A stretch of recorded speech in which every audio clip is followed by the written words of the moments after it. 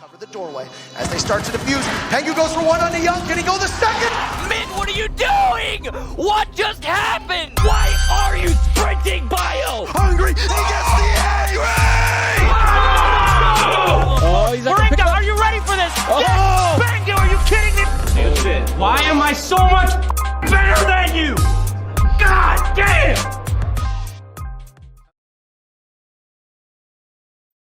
Hello and welcome everybody to the first live episode of SiegeGG Live. I'm Shikhar, Gupta, InfianEwok, and with me is the one and only Hunter Cooke, Diamondback. We are really excited to be here, aren't we, in our first live episode? Definitely. It is SI Quals season, and there is a lot to recap. There is a lot to talk about. Frankly, like they call this kind of like the downtime period between the November major and the Sixth Invitational. That really ostensibly there's not all that much going on, but I mean, there's quite a bit that has been happening in the past couple weeks. Yeah, I mean, the SI calls for one, the BR6 Finals, they had a LAN event with audiences. Maybe South Montreal can take a couple of tips from them. But yeah, so that kind of stuff has been happening. We're gearing up for the other qualifiers as well in NA, EU. Some of them haven't been done yet. The APAC North hasn't been done yet. All three of the LATAM ones haven't been done yet. NAL EUL Finals coming in as well. So we're gonna take a little bit of a look at each of those things that have happened and that are coming up, and we're just gonna go through them. Where do you want to open up, Hunter? You want to start with the NAL Open Quals? No, let's start at the beginning. Let's start with APAC South. Aha. APAC South. That was The result out of that one. The ultimate result. APR 2-1 over Dire Wolves. So APR moves on. Yeah. But yeah, it's my understanding that this one got a little strange, if you want to elaborate for us, Shikhar. Yeah. Oh yeah, obviously. So I like to think that I'm a very big APAC expert, and you know, and it sounds super cocky, but I don't think I'm wrong. I've been like at the ground level of APAC from start to finish, you know, before even APAC had a formal competitive scene. So I know these tier 2, tier 3, even some tier 4 players. I know the ones that have existed in history, you know, casting Pro League back in the day when it was just starting out. Like there was a complete Wild West in Southeast Asia, no quality whatsoever. Mm-hmm. So I know those players. And I don't know anyone from APR. I have zero clue who these guys are. Two of their players, I think, just created their Twitter accounts after they won this qualifier. And this qualifier was weird for a few reasons, and I'm going to get into that. And one of them is, you know, it's not a very good format. It's a single elimination, best of one, all the way up until the semifinals. And then it's a BO3 semifinal and then a BO3 grand final. To kind of plant our flag here, too, we can go ahead and say that a lot of the weirdness of these qualifiers can be chalked up to not having best of threes and professional caliber teams in best of ones versus teams that there's not a lot of scrim VOD on, teams that there is not a lot of results on. There's no real play style, any history on. Like, that's hard to prepare for. It's a crapshoot, man. Like, it genuinely is a crapshoot. One bad half means you're out of the SI a tournament that ostensibly qualifies you for the Sixth Invitational. It's not great. It's certainly better than not having an open qualifier, which, like, if there was, if it was best of threes, this thing would go on for, you know, much longer than it has. But at the same time, I think it's worth that kind of like long wait period if we can get a best of threes and get a more clear result. Now, that isn't to take away from APR, because they did win 2 best of threes, including one against Dire Wolves, which for all intents and purposes, are not a bad team. They're a good But team. like, yeah, like Invictus got knocked out in the round of 64. Hmm. Um, Against a fellow APAC South team, like they put the, mhm, so like obviously someone's gonna be eliminated in that one. So it was never a good mhm. scenario. Order got knocked out. Like there were a lot of teams that just did not live up to the billing, and at least part of that you can chalk up to the format. Hmm. It's really a little bit annoying because if you really look at the results, APR gets a bye in the first round. Next round, they take on another complete no-name team. I have zero clue who these 5GJM9 are. Big dogs. They are an oceanic team. Like they have some notable players. I think the oceanic side knows them a little bit better. Like, okay, so I don't recognize any of these. There are two Bangladeshi names apparently on 5GJM9, which is the weirdest thing ever. So that's I don't know what that is. Big dogs. They got ANZ fans might recognize some of these names. I don't really. I don't. Maybe they're in OCL. I think. That is the biggest name that they beat. Team Coming. I know. They are an Operation League Southeast Asia. Very unimpressive team. Just nothing. They're a nothing team really in this grand scheme of SI qualification. Sure, they're like decent in Southeast Asia, but even then they're not very good there. Then they come to Champion. Champion is like the first reasonable opposition they face. It's in Operation League Thailand. Now Operation Thailand, I can say it's like a decent league. It's got Elevate, it's got Squadron, and it's been running for a very long time. It's got a good investment into the domestic structure. So okay, taking them down 7-2, 7-2, and then losing one map 2-7. It's not the worst. Direwolves are the first true test. They get smacked 7-2 off the bat on Oregon. Close clubhouse, Mhm. very close bank. So that is the one that really makes you take a little bit of notice. And there was a little bit of drama as well with them. There were allegations swirling around on Reddit that APR had underage players.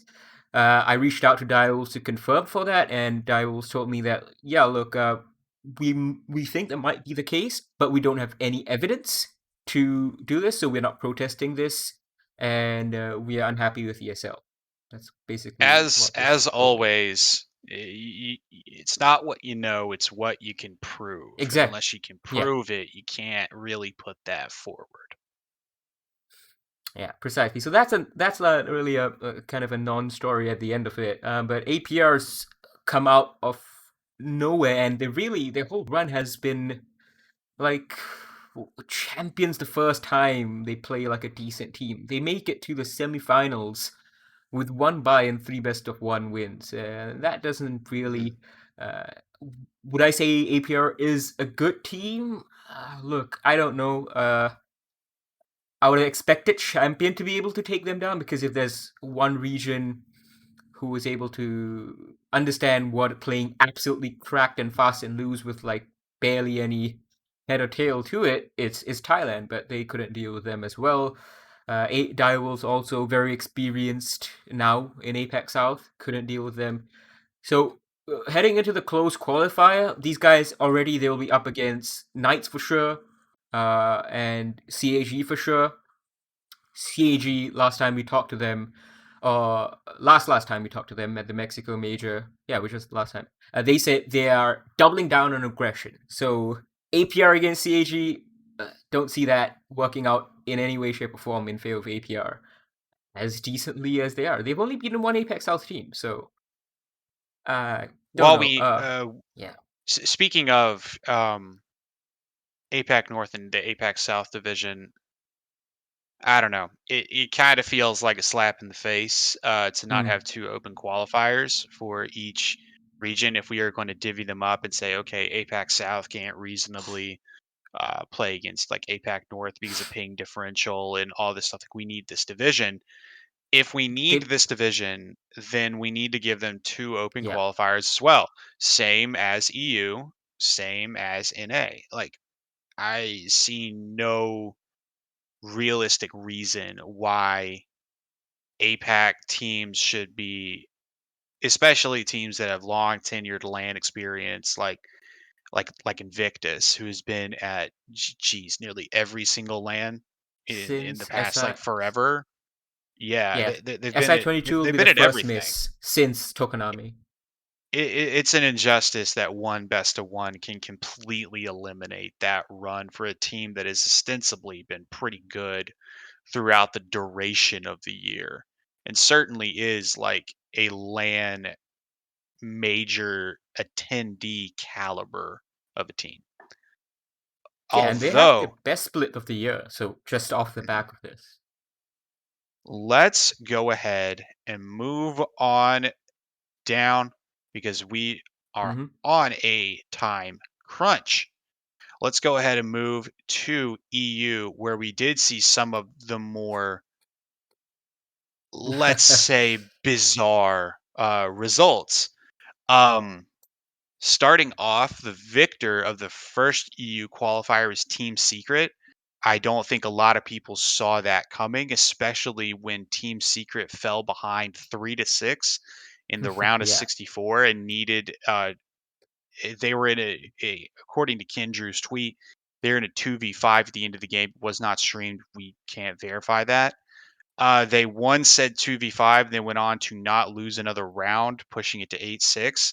And then they lost like 3 rounds over the next 3 games and just like rode a massive wave of momentum to qualification. They 2-0'd Viperio, which is a pretty solid team. They 2-0'd LFO, uh, pretty solid team. Like they earned this spot. Like they went 7-0 against Weigers, 7-1 against GC Eastport. Like Hmm. they beat some solid teams to be here. They earned this result. When we talk about surprises, though, how do we not talk about G2? How do we not talk about uh, Eminem Gaming? G2 lost in the round of 32, 8-7 to Team Valor. Hmm. who? Yeah. If you're G2, I don't know where you go from here. I don't call the shots for your org. I don't know the current makeup. I don't know how you run things. I don't know if you're a team that likes to move on from players or like move quickly, or if you like to have them stick around and invest. I think right now it's pretty clear, especially if you bomb out in the next open qualifier against another like ostensibly a no-name team, that something isn't clicking there, and that there at least needs to be an internal shuffle of maybe roles or potentially even personnel. This is not the G2 that anyone expects, especially considering, I mean, they have Citizen. Citizen is possibly the best lurk player in the world. Very consistently puts up stats. Now, you could make an argument that Citizen's style of play is kind of disjointed from the rest of his team, leaving them sometimes in like a 4v5, but also like Citizen is pretty good at like mopping up Hmm. and cleaning up otherwise previously lost rounds. I don't know the specific balance there, but I mean, you really can't argue with results. This is not a team that is trending in the right direction. This is not a team that has been in any way impressive at the lands that they have qualified for. And this might be a team that we see put up another just like absolute stinker of a performance this weekend at the EUL Finals semifinals. Like, and if that happens, like it's really gonna be time to consider like where do we go from here. I'm not saying they need to make a roster change. I'm saying that it should be considered. Um, and they'll have a lot of time until the next transfer window to Yeah. figure out if that's what they want to do or not. Eminem Gaming losing to Project IE, or I don't know if that's how that's pronounced. It's just a joke. It's a Project AE. Um, another another real shocker. Eminem Gaming is a very good team. That is a staple of the UKIN scene. And also a they're very good prob developer of talent. Like they see talent and they make it work. they are probably going to make it into Pro League. I think that is a very, very distinct possibility. Also, has anyone had like a more I hate to use this terminology because like it is associated with like the score esports and banal takes, but has anyone had Biased. like such a very quick rise and fall other than makers? Makers at one point they were knocking everyone, every EUL team out Oh of the yeah. tournament. Remember last year's Open Qualifiers? People thought they were cheating, like just a huge controversy at the time. They're like, we're gonna let cheaters go to SI quals, and then they went to LAN and they performed admirably. I can't remember who they beat. Let me see. Okay, they beat Cloud9 in the first round of SI Oh, playoffs. C9, that C9 is irrelevant even. Yeah, sure, but that's a win for a Yeah, yeah. new Challenger League team over a Pro League caliber team. Um, they lost 2-1, I believe, to TSM, which TSM at the time, that's not a bad 2-0. loss. Like, oh, 2-0, yeah, Yeah. still not a bad loss. Look, They beat SSG 7-3. They beat TSM in group 7-4. Lost to Giants, now IG 8-7. NIP they lost 7-4. That's a title winning NIP. Let me just remind you. They beat PB, basically an equivalent level team, of sorts to them. They beat them 7-3. So they were good. They were really good. they also have a lot of infrastructure Oh that yeah, a a lot of lot of other investment. Challenger League teams do not have. There's a lot of investment there. The videos that they put out from that team house are kind of like incredible for a Challenger League team. Like, there is a lot of investment that went into this Makers team. You should not be losing in the round of 64 at the Open SI quals. Yeah. You shouldn't be. You shouldn't be losing PG Nats. You should They be lost one to of the two. Totem. Yeah, this should be one of the teams based on everything we know about their history and based on everything we know about the level of behind the scenes investment that's gone into this team. This is a team that should be at the like EU relegations. They are not. They've fallen short this year, and this is really just another chip in that. It's just another dent in that armor. Like, they did not have a good tournament. It does seem weird to like expect more from a Challenger League squad than a Pro League squad, They're but an like, SI participating in SI like game yeah, winning squad. That's what they are. It kind of they should. resets. They should be better than this. Yeah. How much better? Up for debate, man. They should be better than this. This is the first time ever that they have lost to Totem. Ever. And only the second time ever they've dropped a map to Totem. And it really came at, I guess, one of the worst times for them, and that's a big underperformance. M Makers, G2. Virtus Pro is in this tournament as well. Virtus Pro couldn't make it out of the round of 16. This is a Virtus Pro team that historically has at least like challenged for one of the top Hmm. for one of the top teams in EUL. Like, uh, they're a good team. They lost 7-1 to Hellraisers, dude. Like, and you can chalk some of this anarchy up to best of ones, right? You can't chalk all of it up to best Yeah. of ones. And when you have like this result in front of you, the only thing you can really do is analyze the result. And the result for a lot of these EUL teams and odds on favorites is not good, even though it is best of ones. You can give all the caveats in the world. If I'm Virtus Pro and I lose 7-1 to Hellraisers, I'm a little upset about that one, to say the least. Yeah, the manner of loss, I think it's a little bit more annoying than who the loss to. Hellraisers, obviously a very good team in their own right.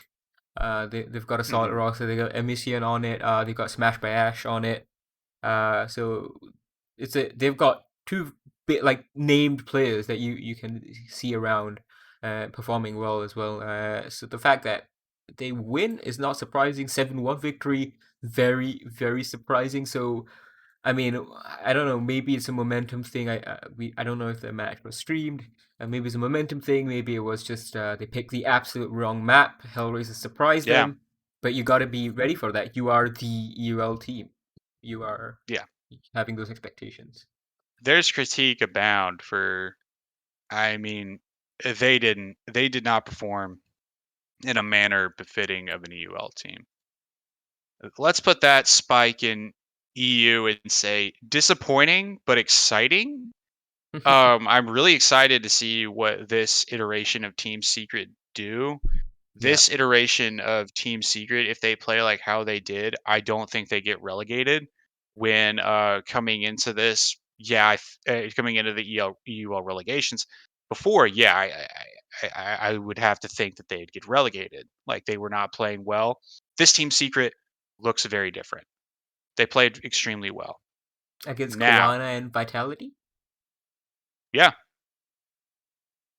So they faced no, Koana first up. wait, no, I meant in the relegation. yeah, sorry, I meant in the but yeah, I mean in the close qualifier. They start off with the match against Well, there, Koana. yeah, well, there's potential, but Mm, I'm not talking about the closed qualifier for Secret. right. This is about like they performed well, right? But Yeah. you got to think they're more focused on survival as opposed to ooh, Yes. we may make SI. Like SI and the get goal, relegated at the the same time. th- Yeah. yeah, the goal here is to not get relegated. Otherwise, what are we even doing here? Let's move on to North America. This is where my first big complaint with the seeding format. Apparently, it's random seeding, which I get that you can't there's no feasible way to seed all of them, but At least the man, NAL teams. it really sucks to see Wichita Wolves and Beast Coast in the round of 64 when over half of the teams remaining in the tournament effectively got a bye straight to the round of 32. Mm. It wasn't great. Beast Coast did not perform well. Wichita Wolves looked pretty solid. I still think that's a matchup that happens in later rounds. Had this bracket been constructed in another fashion, but that is neither here nor there. And at some point, you just got to play the teams in front of you and stop blaming the bracket for your problems. Beast Coast probably fine. They tried out Surf. Yeah. Surf might not be the future for them. Didn't necessarily have like the greatest overall performance from the little bit I saw of this while trying to keep track of every single other game. Wichita Wolves played super well. That's a team of like people that have been like kind of on the periphery of Pro League for quite a bit of time now, or have been in Pro League for a while. Like, there's no shame in losing this one. But when Fozo moves on and Surf steps in and it's in the first round, it looks a lot like sillier and more ridiculous than it is. I don't think this is a poor result by any stretch of the means. I'm just disappointed it took place in the round of 64 as opposed to the round of 16 or the round of 8. Nothing Yeah. else interesting happened in the round of 64. Parabellum smoked someone off the stage like 7-2, 7-2, 7-2, 7-0, 7-0, 7-0 is what it is. The round of 32 is where we saw the cream began to separate themselves from the crop. Goo Goo Dolls had a really good showing. Yeah. That Aerial was impressive. Arise, which pushed forward to the semifinals, had a really good showing. Particularly impressed with FPL Queens, which if you Aren't they a don't know, pickup that team? was yeah, that was Drip and Slash's team. We wrote before it happened that they were a real threat to upset Astralis in the next round. Oh, Rudy was there I as don't well. like I don't like to call myself Nostradamus, but I'm gonna call myself Nostradamus. Um, However, that game in the round of 16 was an overtime game, and once again, just kind of shows the fickle nature of best of ones. 8-7-2. You saw it. Yeah, you saw it when FPL Queens played Parabellum in the semifinals, and they finally went to a best of 3. Like, they just ran out of steam. That's not a team that's used to playing back-to-back-to-back maps in that manner. It's a long tournament. Like, it was always going to end this way. I don't think there was like any kind of like real like, how do you even prepare for a best of 3 when you don't know what maps you want to ban or what maps you even want to play? Like, Yeah. you haven't practiced on any of them. You haven't even dry ran, which, like, the merits of dry running kind of up in the air, but like, it was a nice little storyline, but I don't think it was ever going to be like, Yeah. it was never going to get to a point where Yardy was going to drag the FPL Queens to the 6th Invitational. Like, thinking that is a little They took a map of delusional. Parabellum. That's the closest thing, I guess, that we are gonna get. Yeah, but Parabellum actually has a map pool. Like, Yeah. it wasn't going to happen. The ceiling is where they were at, and they've already disbanded. I think they know that. I think what they were trying to prove was that they're still pro league caliber players as individuals, and I Yeah. think they did more than prove that. I think they proved that every single player on that team could belong at the NAL level if the time is right. That's about all there needs to be said about the FPL Queens. Really disappointing showing for Astralis. Astralis is not a name that you normally see among stuff like Team Hallway, the Plat 3 Platoon, Gasher's Goons. Like, Oh not god. normally not normally They something you see in that round, but they lost the Villa. They had 2 Villa defenses in OT as well. So yeah, they should have taken this. it The bands look it normal. stands it stands to reason that they had every opportunity possible to win this match and just didn't. Yeah. I don't know if that's like A the thought. Yeah. pressure, but Astralis is looking they're not looking bad, right? They're looking stagnant. Oh, we have This is stats a for this game. team. Mhm. Um. This is Yeah. a team that has not changed a whole ton other than bringing in Easily as a coach and Yeah. bringing in DP Fire. That young trio of I mean, after this year, we're gonna have to stop calling Iconic and J90 young. This will be their 3rd year in the North American League. Right now, they're Mm, still young. That young trio of Iconic, J90, and DP Fire are pretty solid. Shuttle and Retro have their moments too. I don't think those 2 are like completely washed. But this seems like a team that just like can't put it all together at the right time. Ooh, even at the same time, which I know has to be like just infuriating, knowing that you have ostensibly like the pieces to the puzzle, but they never fall into place altogether. When they do, Astralis looks like a very solid team. Like, these are pretty solid players. I think Retro's an underrated player. I think he's pretty decent. Shuttle had a very huge stage a while back. I don't think there's meat on the bone left with this team, which is why I think it's super yeah. frustrating that they're losing in the round of 16 to FPL Queens. Well, They're looking less. at There's less teams in the NA bracket. yeah, that's There's true. less than any other bracket. This should be it's best of ones. Yes, best ones are bad. We But all you put understand. yeah, Everyone else is playing under the same scenario. You got to figure it out. yeah, and I don't know. They just couldn't win their entry engagements. It looks like over here, they only got 5 entry engagements in their favor, and they Not lost. great. Let me add this up for 10. They lost 10. They lost 10 Mm. entry engagements. They only won 5 out of the 15 entry engagements that they had. Absolutely shocking over here. So Parabellum is our victor. After Astralis was knocked out, I think Parabellum knocked out Wichita Wolves. So yeah, after the Yeah. round of 16, heading into the quarterfinals, if Parabellum wasn't your favorite, you're kind of crazy. Parabellum's a very good team, solid EU Challenger League team. The team I was most impressed by though is One Shot. Yeah. One Shot is filled with like, Courts, like all those guys, and I thought they played very, very well. They peeled a map off Parabellum in the grand final, defeated Aerial Rise. Like, they are showing some real promise here. I don't know if that promise will ever like manifest itself outside of, this open qualifier. I know they had a pretty solid Challenger League stage. Wasn't the best, wasn't the worst. Yeah. It's difficult, right? Because a newly formed team is always going to bring something new to the table that other teams aren't necessarily like prepared for. And when you get APR. solved, yeah,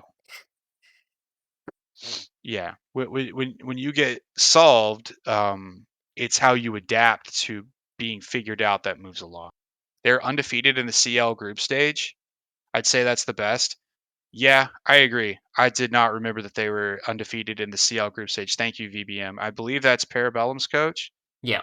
Am I Hello. wrong? Great. He Thank you. is. Thank you for that correction. Genuinely. That I would say that's the best as well. The CL group stage. I would also contend that like winning the CL group stage, but not like winning the playoffs. Is it the best?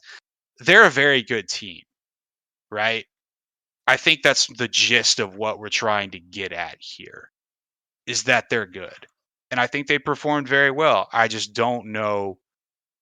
It's very difficult to glean a sense of where that team's ceiling is at, right? Without like knowing the inner workings. And then this goes to the eternal conversation, like how can you really know where something is going without knowing the inner workings? And we'll never know the inner workings, but we have to try to talk about these things. Like, so who the hell knows? It's also fun to speculate at the end of the It day, is. and the fans are gonna do it.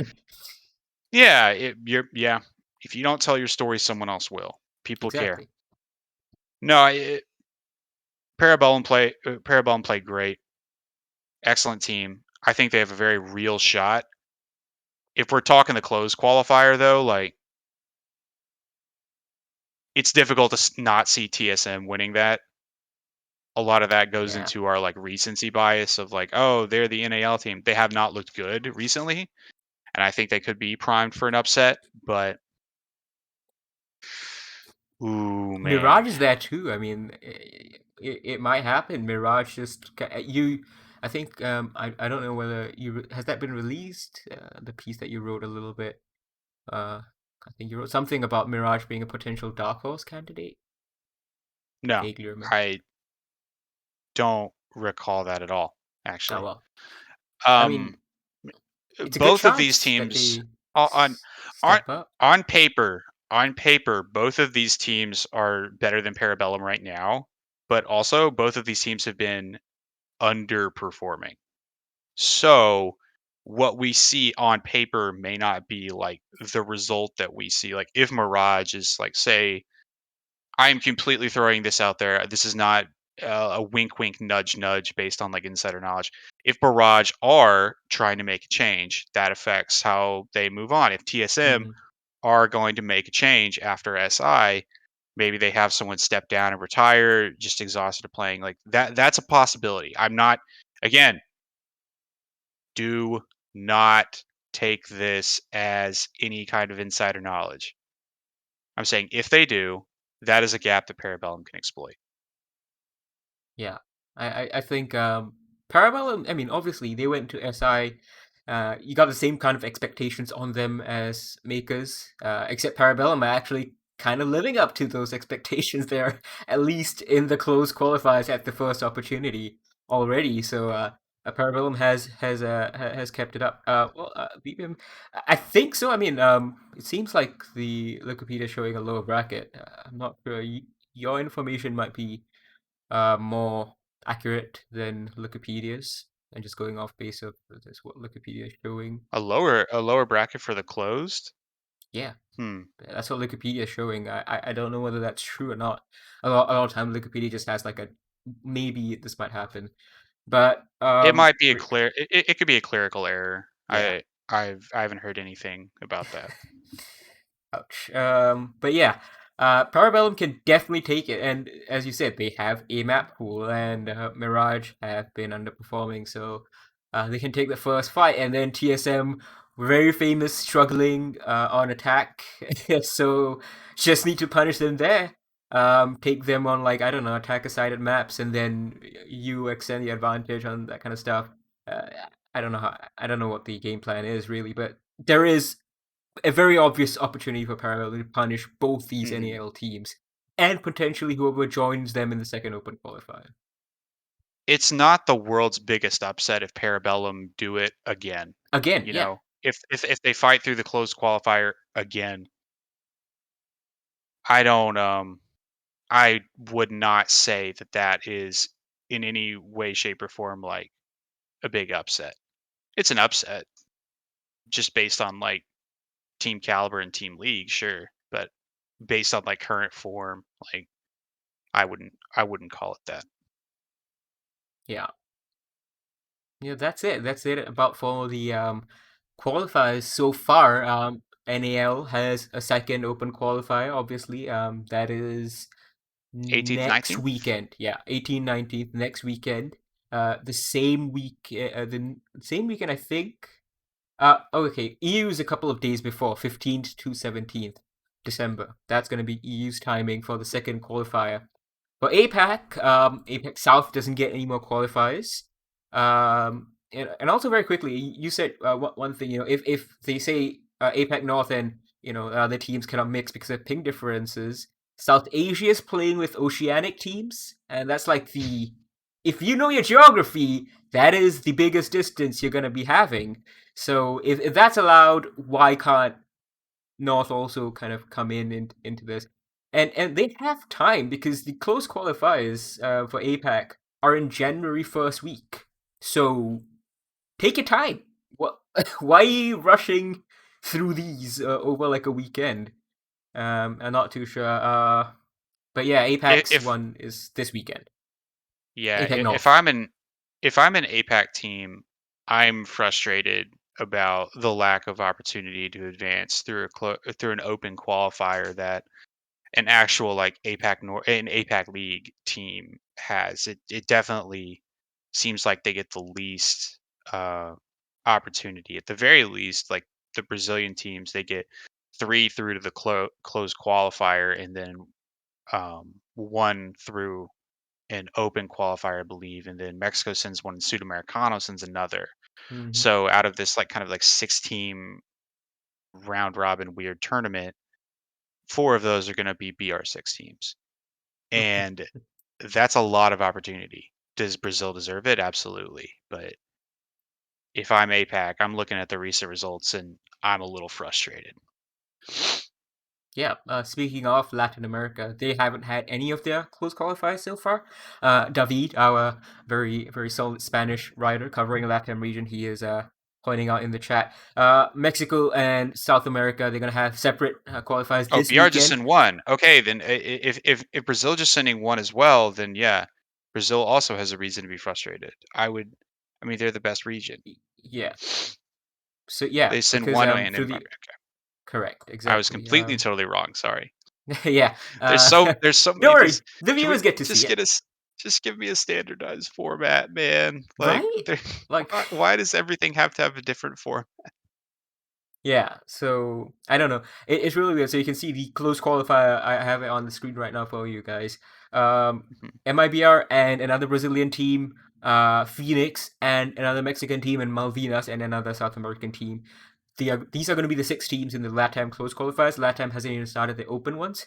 MX and South America this weekend, separate quals. MIBR. Brazil next weekend in their own qualifiers as well. So yeah, it is gonna be a little bit painful for all these teams because only one of them can come up here, and I have to assume one of them has to be Liquid, right? Like Liquid has to be, especially after Li- their BR6 Finals win. Wait, are Oh Liquid wait, already qualified for SI? Yeah, oh they Liquid are. Yeah, qualified I'm 5 an idiot. points. Yeah. Yeah. Well, once again, I'm It's simultaneously early and late for both of us. yes. It's early for him. It is late for me. Yeah, my brain's not working. Liquid's there. So sorry, if I scared anyone. But yeah, who do you expect from, I guess, the Brazilians to be making it there, I'm taking to join MIBR. MIBR? To join MIBR. Yeah, in the but I mean MIBR Hmm. probably is going to be coming in, but I think below them the waters get a little bit muddier. Hmm. I would need to look at the teams that signed up for the Open Qualifier, and I don't think those are Not sure if that's public live yet. yet, but I don't think it is. I assume the Oh, favorites would be in a BR6 team. I mean, yeah. I mean, yeah, the favorite for the closed has to be MIBR. yeah, David in the chat says Black Dragon's possibly the best. Yeah, I'm going with what you think, man. I yeah. He haven't even covers seen the LATAM. bracket. I mean, without seeing the bracket, we really can't know without seeing who is deciding to play and who is deciding to not. The one thing that we did miss in NA was Exet electing to Oh not show yes, anything and not play in the Open Qualifier in order to better prepare for their game against Parabellum. They do have quite a bit of tape on Parabellum, especially in a best of three. since they won Um, the Open but they Qualifier. also, yeah, they also are a little out of practice, which is something a lot of the professional players mentioned is like they basically said, I don't know why you would do this. If I don't know why you wouldn't get warm against professional caliber teams, and get more game day reps in. And if you know anything about North America, getting game day reps is not something that happens super often as compared to other regions. How But many games has speaking Exet played so far? What? 27. I believe 27 NAL games, and I believe they played a bit in the Nerd Street qualifiers. That's not But a lot. speaking of Team Liquid and big victories, Yeah. let's move to our BR6 2021 champions. Team Liquid 3-1 over NIP. Pretty good. Pretty Oh, good. pretty good. I don't know. It could Pretty have been good. better. Could have been. It's okay. Kidding. Nah, just kidding. The manner of victory was super impressive. Like they kept on improving. They lost the first map 7-3, Clubhouse, and then they went 7-4. Then they went 7-3. Then they went 7-2. Like this was an incredible performance, and this is what I said earlier on when we were talking when we had the CGG live episode when we talked about the big misses at Sweden. Liquid was one of the big misses who were kicked out by NIP. Then they just Mhm. integrated ask and resets. And I said you give them time. There's a reason other Brazilian coaches like Twister, even Phases coaches, even Mighty from NIP, they know the power of ask and resets. And I think this is a very quick proof that this team is a solid upgrade now over Sexy Kick and Moringa. Maybe it wasn't then, but now it is, I think.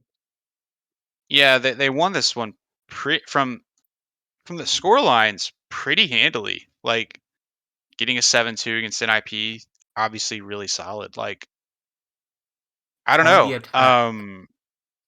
Yeah, maybe this is the new era. I'm perfectly willing to say like it's possible. I think we'll see. I'm gonna wait for them to do it consistently, like at a Mm-hmm. tournament. I will. Hmm, I don't want to say for sure yet. You know what I mean? Like Yeah. there's no real way to know for sure. For sure. But this is at least, I guess, maybe if not for consistency, it's a proof of concept that this Hmm. is a championship winning caliber team. They have the Hmm. players for it, they have the structure for it, they have the coaching setup for it. Um, I think Liquid has by far the biggest staff in Rainbow Six of any team in the world right now. They have Hmm. people for like they have the sports psychologist, they have the coach, they have the manager and like analyst. I don't know whether the Sensi still does analyst. I don't think so. I think he's just a manager now. But regardless, they have a very robust setup and they have lots of backing. And Ask was the best player over here in this grand final against NIP. Nesk was the worst. So Nesk underperformed, and they still smashed the shit out of NIP in the 3 maps they won. The Sweden major grand finalists in IP. Yeah. Just coming SI off winners. of like SI winners, coming off of like LAN best of 5 experience. It's a good win. It is a very, very solid win. I think we're going to need to see a little more consistency before we say, okay, this was the right call for Liquid. Remember, like this is Liquid. Before NIP, this was the only Brazilian roster to win a tier 1 event. They won Like 2 of them. yeah, this is a Yeah. this is a legendary lineup, one that like kind of gets under talked about when we talk about the legendary lineups throughout the history of the game. And again, like you do have to move forward. Eventually everyone will retire and you need to get new blood and your new life in your program. But I don't know if then was the right time. Obviously it's working out though. Yeah. At least for now, it's working out. But I I think guess there's the still something to logic be said about the is, long term. yeah, I guess the logic is let's set up for a peak at SI rather than, trying to salvage what we can off Sweden. We sacrifice that. We use BR6 as very solid practice run, and we continue on, improve further, and we go on peak right at SI. And assuming SI goes through in Thursday in light of Omicron, not in Thursday, what am I saying? In February, in light of Omicron, we're not sure now. Omicron's a completely new thing. Fauci is saying it's a milder thing, but we'll see what the risk appetite is for Ubisoft. But if they're right, peaking at February is going to be. I think they are shaping up for that peak right now. They didn't really have a shabby loss in the Sweden qualifier. Like it was close in the BR6 Stage 3 playoffs. It was True NIP, the grand finalists of that event, of course. So not the worst team in hindsight to lose to, and they beat them now 3-1. So if the SI comes around in February, I think Liquid might just be peaking at the right time. Speaking of the semifinals over here, though, FaZe Clan smacked 2-1. Winners, obviously a repeat of that Sweden grand final. This time, winners being NIP. FaZe Clan only won their map 8-7 as well. Can't win them all. Yeah. Especially after the, I think, loss, they kind of felt more, I guess, more eager for revenge against FaZe Clan in particular. So this is probably a good way to get back at them. And then Liquid, of course, felt that for the Sweden match that for the Sweden qualifying match that they lost. So yeah, all around, I think a very, very impressive thing. And those are the games, but also I want to quickly touch on the production quality of these BR6 finals. I mean, my God, that was amazing. I had missed the sounds of a crowd at a LAN event in Rainbow Six. Finally. It just made everything that was happening so much more exciting, and it shows that there's still people that like care about this game out there. Yeah. But you have to give them something to care about. And putting fans in your stands is one way to do that. People need to be invited in. They don't need incentives, they don't need Twitch drops. They don't need that'll get you cheap heat and that'll get you praise because it'll get people in the door. But what the people who have been here for a long time need is a reason to tune in again. And adding them into the excitement is a surefire way to get everyone really excited about this game again. Omicron is a very real variant However, I think the vaccination rate for a lot of people is through the roof, Yeah. better than it has been. I hope the decision is that we get to have fans at the Six Invitational, even if it is in a very limited capacity, because people need something to be excited about in this esport right now. That's really all it is. You need a win, need a W. Yep, and I think the BR6 finals are great. I guess almost like a test run about whether people will turn up and whether people will care, whether they'll look better, whether they'll elevate the experience. Because let's face it, the events that Ubisoft have run so far in 2021, they have been pretty decent events, all things considered, minus the fact that there was no crowd. They were good events. Mhm. And I think the worst thing that happened was the roof fell in Mexico, but that was only a small ceiling panel or something like that. It wasn't really that big of a deal at the end of it. A couple of players caught COVID here and there. We don't For know whether it was Ubisoft's fault. I don't think so. It was. evil Ubisoft gave him the Omicron variant. Yeah. Joke. So That's a like, I think joke. Ubisoft did most things right so far, but the crowd is just next level. One thing that kind of got lost in the conversation about the Sweden major was the abnormally low amount of tech pauses the event had. Oh yeah, it's very smooth. The production was through the roof, especially Not contrasted like in to Mexico. Like it literally it. broke the roof. Yeah, it's a good one. Especially when you contrast it with the PGL major in Stockholm that CS had, which was plagued by Oh production yeah. issues, and I think people are actually finally beginning to sour a little bit on Riot and all the production issues that happen in Valorant. It seems like there's like one a map, or not one a map, one a best of three. But what a smooth, gorgeous event! People forget Imagine if there had been what Siege was actual like. people. Yeah, imagine Siege if was there had been bad. actual people to see the Yggdrasil. Like that would have been, Yeah. man. Mm. I Oh really well. wonder how many people were around for the season 6 Pro League finals in Siege. If you guys, I don't know, Hunter, if you watched that No, live. I was not. Okay, well, because it was a PowerPoint slideshow, and I'm not kidding. It was an actual PowerPoint slideshow. And back then, Maestro Evil Eyes would crash the game. Hibana bugs were aplenty. It was a very sketch game and sketch production at that point. Uh, and look at where we are now. Look, we are very smooth. The meta is pretty solid. The in-game bugs that appear. Cursor bug is, I think, the biggest one that is kind of persisting, but it's also fading.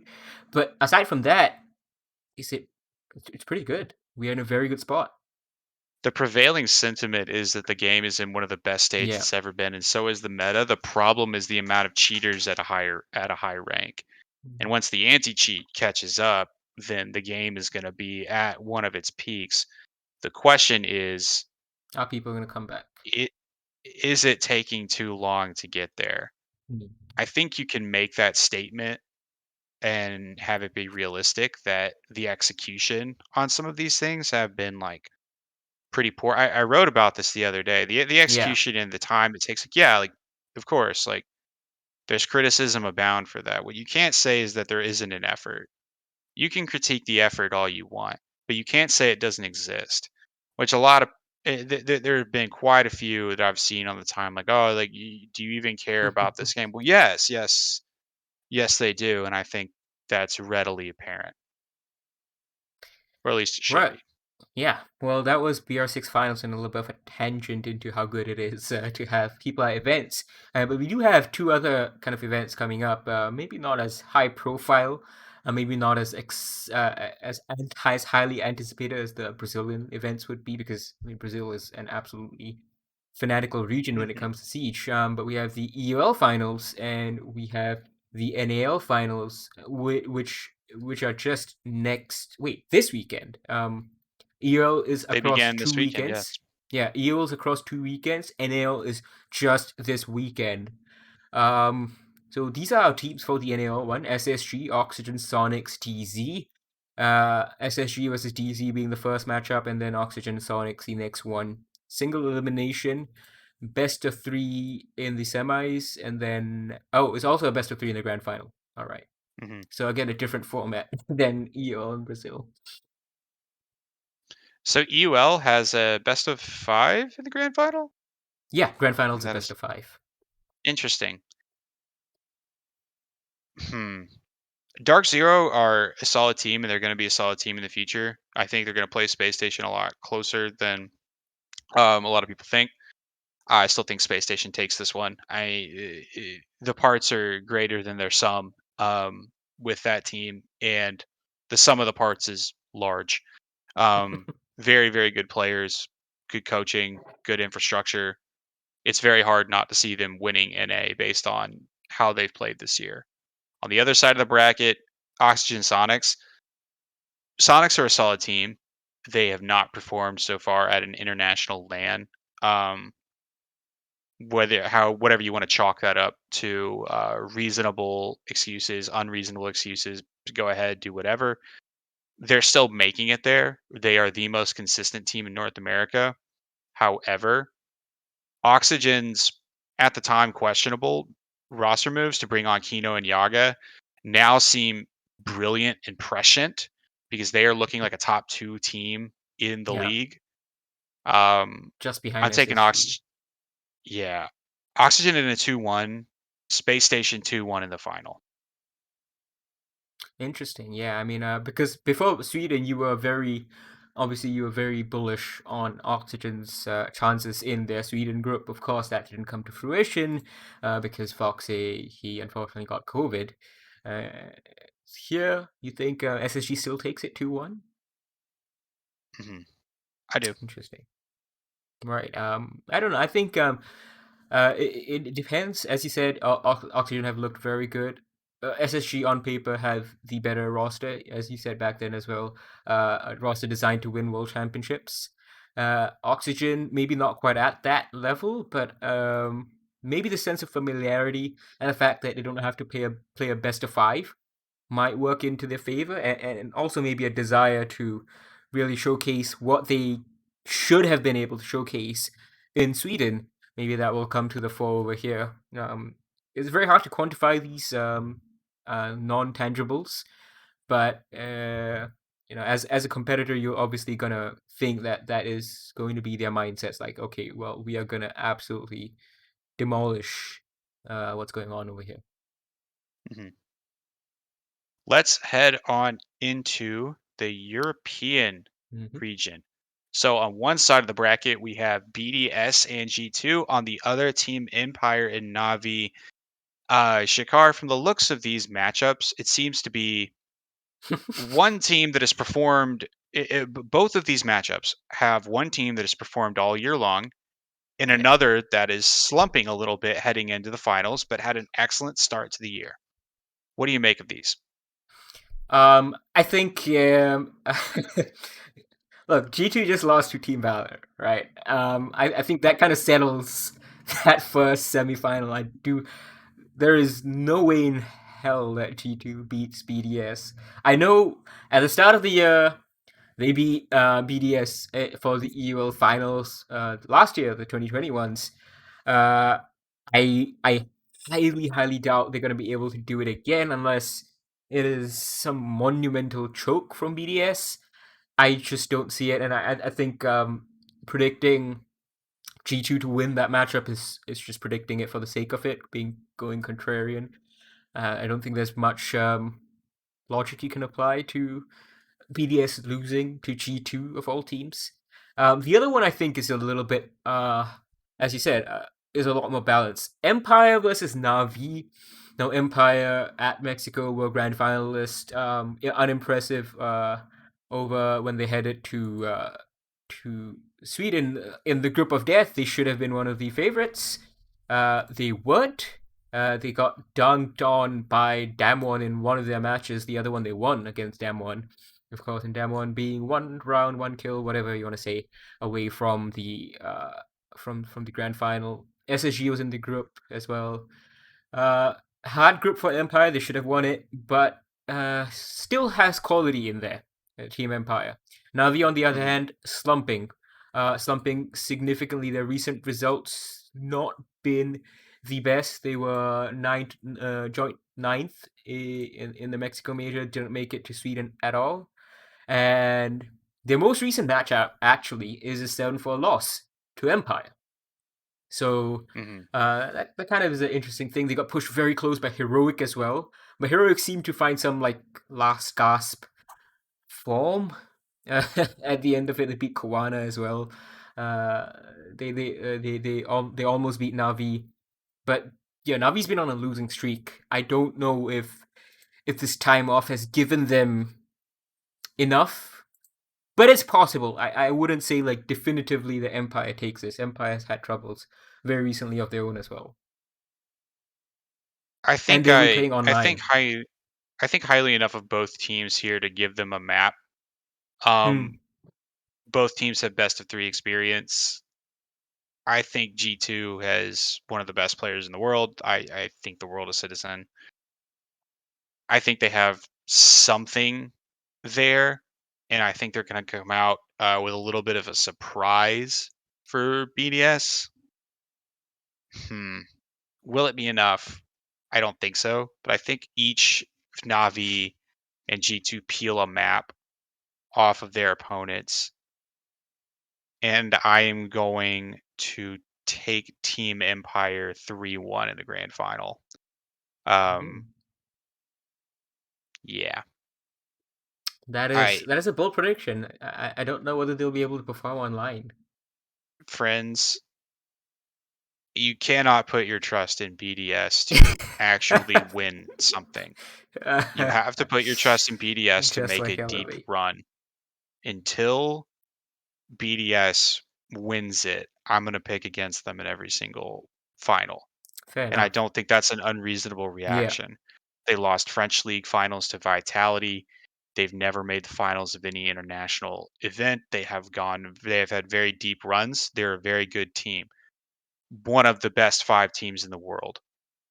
Until they actually win it, it stands to reason that there's just something there and that they might have like peaked. And if if your peak is making like the semifinals at like a major, making semifinals or quarterfinals at Not good SI, enough. like if that's not good enough, then what are we doing here? Yeah. Like this is an excellent team that at some point is going to sneak one in and they're going to win one. And I'm going to look very, very stupid when that happens. That might be right now. That might be this this tournament. But until then, I just the logical part of my brain just says that BDS is a very good team that can't get over the championship hump. Someone in our chat was like, yeah, they only won the domestic European August major that was played in COVID times. That's the only thing that they've won in their history, right? I think. They like French League maybe once. They might have, but they Let's see. haven't like No, they haven't. a regional major is. They haven't. I'm sorry. A regional major is not a Oh yeah, real win. but That's like that's a they Mickey might Mouse win win. this one. It basically, I mean, it's basically this, right? It's basically this event itself. This, in fact, the regional major had 6 teams and had a double elim bracket. This is going to be effectively a single elim bracket with 4 teams, so there's less competition here. So there's a possibility they might be able to win this one. But again, it is possibly one of the lowest importance matchups that most of these teams are going to be playing in the entire calendar year. Empire and Navi went to majors. G2 went to a major as well. G2 got bigger problems right now, but as you said, this is kind of the danger territory for BDS. They might be able to sneak a map or even 2 maps against BDS over here. They won it last year after all, after looking garbage for a lot of the lead up to the EUL Finals. So I might be wrong in predicting a blowout against G2. These aren't super valued by any of these teams, but look, there's 100,000 euros on the line. I think you'd be a little bit stupid to not try. It's a sizable chunk. It's a big prize pool, and 50,000 euros, half of it goes to the winners.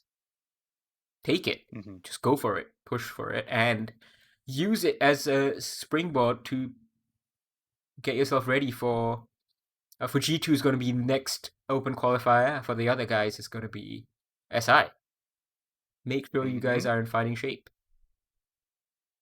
which is what I think Liquid is doing. That's fair. I think that is. I mean, that's all I have. Have we hit everything? Yeah, I think so. Yeah, we've done the stuff in the SI Open Quals. We've done the stuff in the regional finals.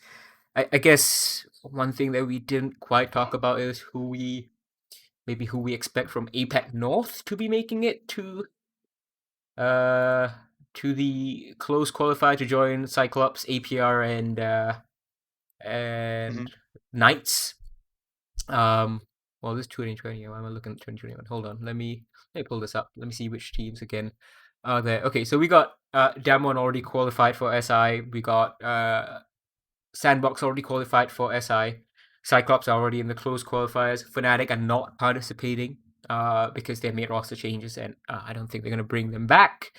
So I guess the favorites have to be, on paper results, you have to be Guts. They were a couple of rounds away from making it to Sweden earlier on in the regular stage, which I think might have confirmed the spot at SI had they gone to the quarterfinals as well in Sweden. So that was one opportunity for Guts. They missed it, so they should be pretty good in fighting shape.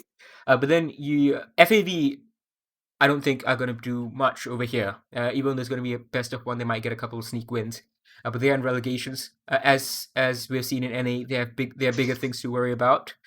Talon and T1. Now T1 are in relegation as well, but this weird as hell roster that they have shaped up, right? They got an ex-player turned coach turned caster back to a coach right now, and they've got an actual coach, Fancy over there, and I11's the fragger.